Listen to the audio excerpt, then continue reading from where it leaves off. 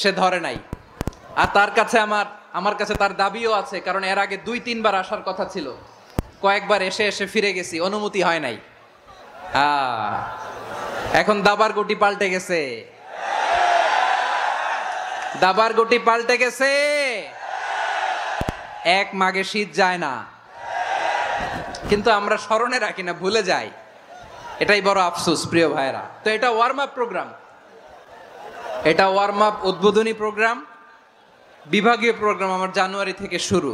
তো যা যা করছেন আমার সাথে পেকুয়াতে সব কিন্তু বয়ান দিব, ওই জায়গায় সব বলে দিব পেকুয়াবাসী কি করছে।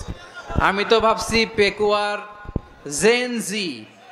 জেনারেশন জি আমাকে এমন ভাবে রিসিভ করবে, আমার কোনো ব্যাক পেতে হবে না, কষ্ট পেতে হবে না। আমাকে স্মার্টলি তারা স্টেজে রিসিভ করবে, স্মার্টলি তারা সেফ এন্ট্রি সেফ এক্সিট দিবে। তো বাস্তবে তো উল্টা, একেবারে উল্টা। আমি জানি জায়গা নাই, ওই যে দেখছেন উত্তর রেডি আছে। আমি জানি যে ধারণ ক্ষমতার অনেক বেশি লোক হয়ে গেছে, এটা আমি জানি।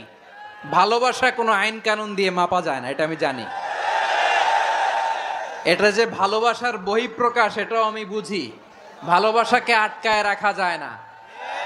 এটা যে ভালোবাসার অগ্নি স্ফুলিঙ্গ, এটারে কোনো কিছু দিয়ে দামায় রাখা যাবে না, এটা আমি টের পাই।